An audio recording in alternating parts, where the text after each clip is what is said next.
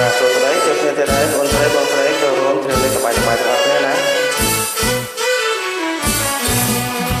កយគុណទៅតាមដងហើយទឹកដែលហូរចូលជន់លេខធម្មតាស្រណងសម្រងបុកអាស្រណងសម្រងបុកអាអូនទាំងថ្លាក៏ចិត្តបែកទៅហើយញញឹមស្រងហើយចង់ថ្នមអី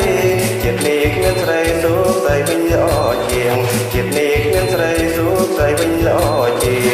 ងចិនអូនចង់ស្មាំងមកនៅទៅធ្វើមិនទៅបើប្របែចិនមិនទៀងប្របែលិនចិត្តរេដោយភ្លៀង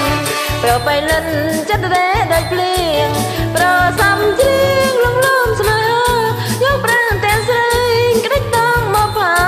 នឹកឃើញកាលណាត្រង់ខ្លោចផ្សាទៀតហើយនឹកឃើញកាលណាត្រង់ខ្លោចផ្សាទៀតហើយរួមបងគឺជាកងសែថៅកែទីត្បូងបងកំឡោះទេអូនអើយកំឡងកូនប៉ុនបានហើយកំឡងកូនប៉ុនបានហើយបងអើយអាសូរបងអូននឹងច្បាស់ហើយស្គាល់ទាំងតែផងអូនសូមេ10ខ្នងប្រពន្ធបងកាញ់នឹងអូនសូមេ10ខ្នងប្រពន្ធបងកាញ់នឹងគេថើទេកុំជឿគេនោះ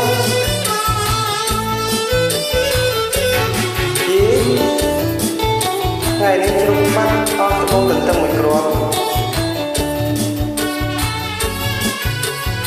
ជ្រុំនៅក្បែរអូទឹកខ្លាំងហ្នឹងណា